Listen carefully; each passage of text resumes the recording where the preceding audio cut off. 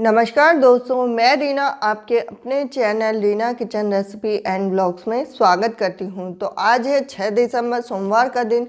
तो सबसे पहले भगवान शिव शंकर को प्रणाम करते हुए सोमवार की व्रत कथा शुरू करते हैं।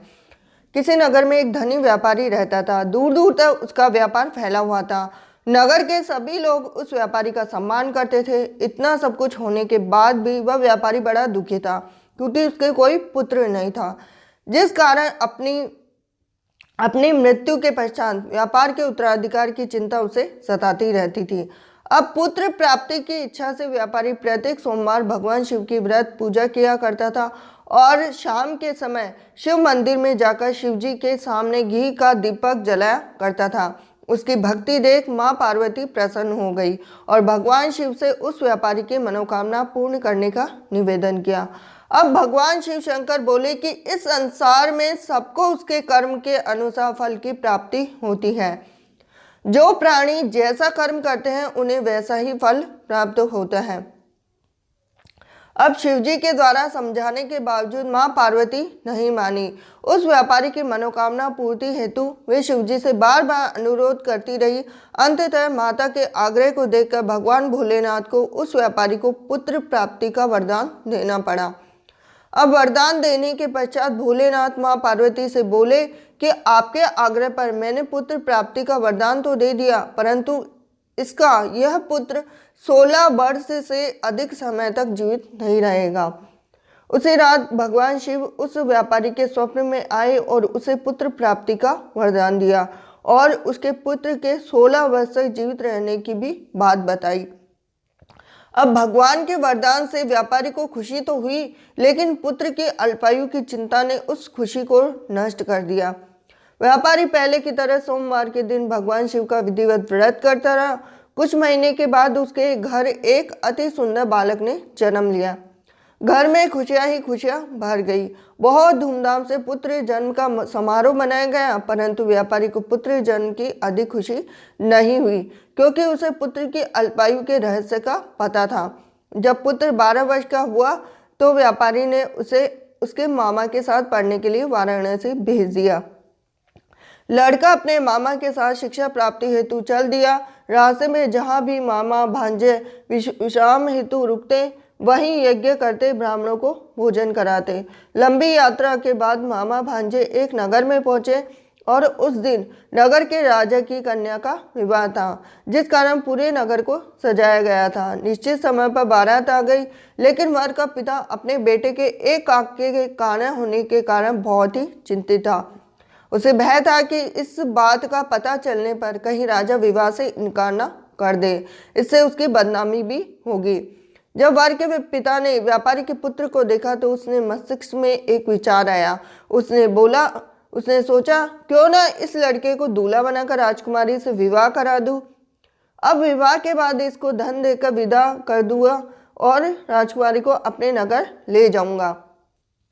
अब वर के पिता ने लड़के के मामा से इस संबंध में बोला। मामा ने धन मिलने के लालच में वर के पिता की बात स्वीकार कर ली और लड़के को दूल्हे के वस्त्र पहनाकर राजकुमारी के पास ले गए। अब लड़के को दूल्हे के वस्त्र तो पहना दिए, लेकिन राजा ने बहुत सारा धन देकर राजकुमारी को विदा किया। शादी के बाद लड़का जब राजकुमारी के साथ लौट रहा था तो वह सच नहीं छिपा सका। उसने राजकुमारी के ओढ़नी पर लिख दिया कि राजकुमारी, तुम्हारा विवाह मेरे साथ हुआ था। मैं तो वाराणसी पढ़ने के लिए जा रहा हूँ और अब तुम्हें जिस नवयुवक की पत्नी बनना पड़ेगा वह कान्हा है। जब राजकुमारी ने अपनी ओढ़नी पर लिखा हुआ पढ़ा तो उसने कान्हे लड़के के साथ जाने से इनकार कर दिया। अब राजा को जब ये सब बातें पता लगी तो उसने राजकुमारी को महल में ही रख लिया।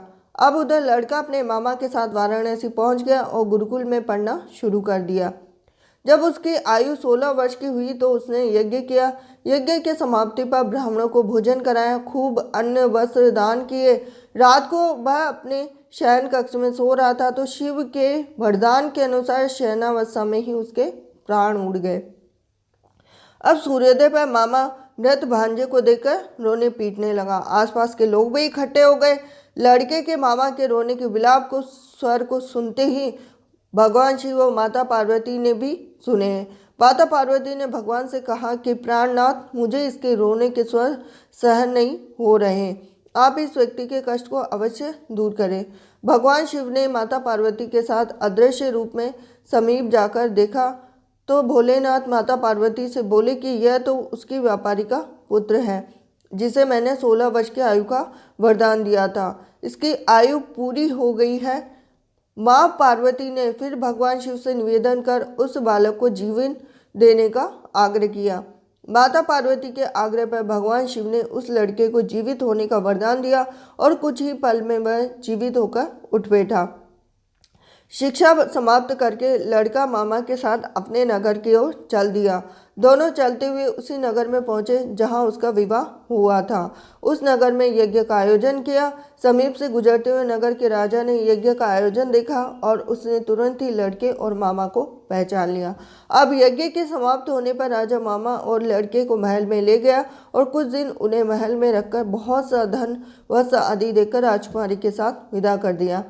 अब इधर भूखे प्यासे रहकर व्यापारी और उसकी पत्नी बेटे की प्रतीक्षा कर रहे थे और उन्होंने प्रतीक्षा कर रखी थी कि यदि उन्हें अपने बेटे की मृत्यु का समाचार मिला तो दोनों अपने प्राण त्याग देंगे। परंतु जैसे ही उसने बेटे के जीवित वापस लौटने का समाचार सुना तो वह बहुत प्रसन्न हुआ और वह अपनी पत्नी और मित्रों के साथ नगर के द्वार पर पहुंचा।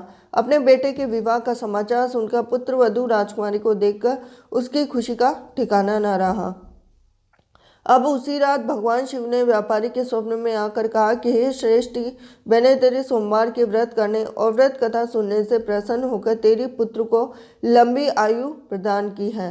पुत्र की लंबी आयु जानकर व्यापारी बहुत प्रसन्न हुआ और शिव भक्त होने तथा सोमवार का व्रत करने से व्यापारी की सभी मनोकामनाएं पूर्ण हुई। इसी प्रकार जो भक्त सोमवार का विधिवत व्रत करते हैं, व्रत कथा सुनते हैं, उनकी सभी इच्छाएं पूरी होती हैं। श्री शिव शंकर भोलेनाथ की जय। माता पार्वती की जय।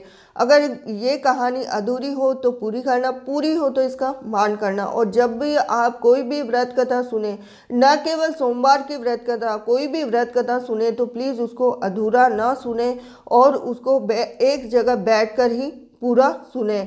और ये भी होता है कि कुछ लोग व्रत कथा पढ़ते हैं लेकिन उसको समझने की बिल्कुल कोशिश नहीं करते और इतना जल्दी बोलते हैं व्रत कथा कि किसी को भी आज की दुनिया में, जैसे मोबाइल की जो दुनिया है उसके अंदर, किसी को भी व्रत कथा सुनने के लिए टाइम नहीं रहता बिल्कुल भी।